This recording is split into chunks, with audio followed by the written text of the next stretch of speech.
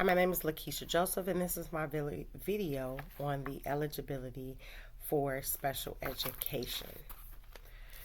For a child to be evaluated for eligibility for special education, a school personnel or professional, i.e., a teacher or an administrator, can request for a child to be evaluated.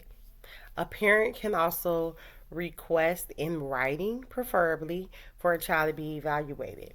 Once the parent or the school personnel has requested, the school has to respond to that request within 10 days in the state of Indiana, where I'm from. Once the consent has been given by parent, because they have to reach out to a parent to get consent, once the parent agrees, the school has 60 days to complete the evaluation. Once the evaluation is completed and it has been determined that the child is eligible for special education services, the school has 30 days to meet with the IEP team along with the parents, who is also a part of that team, to get the IEP written up. The roles for a general education teacher and a special education teacher that are participating on a multidisciplinary team that determines eligibility is that the general education teacher or teachers will provide the core academic instruction for their subject, and the special education teacher will be the team's leader. They will schedule and conduct necessary meetings.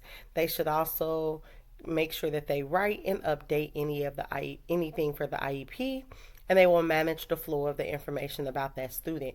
The special education teacher will also provide and monitor classroom and testing accommodations according to the IEP. The importance of understanding when evaluating a student, the typical milestones, the importance of knowing that is because you don't want to get a typical milestone that a child has not achieved mixed up with thinking that that means that they have a disability.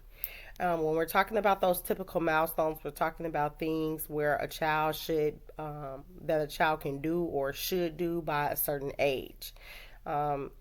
We want to make sure that we understand that special education services are for disabilities that affect the child's education, and there are services that can be provided to help with a student's success in school.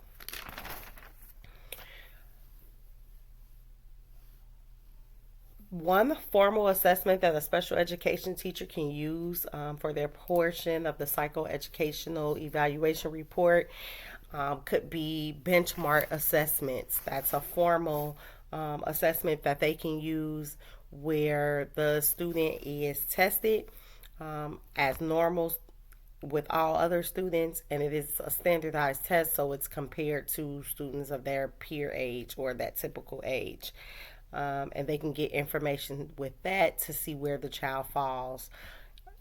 Informal assessment that the special education teacher can use is teacher feedback in classroom grades, per se, from classroom assignments, class work, what the teacher has observed. Those are informal assessments that they can use as well. When we're thinking about eligibility, you want to also think about the effects, and the effects of maybe language or culture, cultural differences, or maybe their family background. All those things do affect looking at a student to be eligible for special education services, because language affects their communication and comprehension.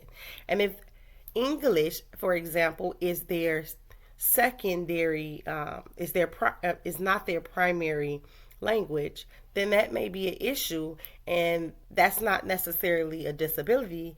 That is just something that's affecting their school, because maybe their primary language is Spanish, or that's what's spoken at home. So then that goes back to the family background. What is that family's how that affects or impacts the student's access to different things or that extra help at home. Then you want to look at the culture because culture shapes students' perspectives. So, how are they raised? Those things may not necessarily be a disability. It may be more so this is how they were raised, so this is what they know. And so there are things that we need to do. Again, going back to having an inclusive classroom and trying to make sure that we include those differences to make them feel a part and also to have a better understanding of that student.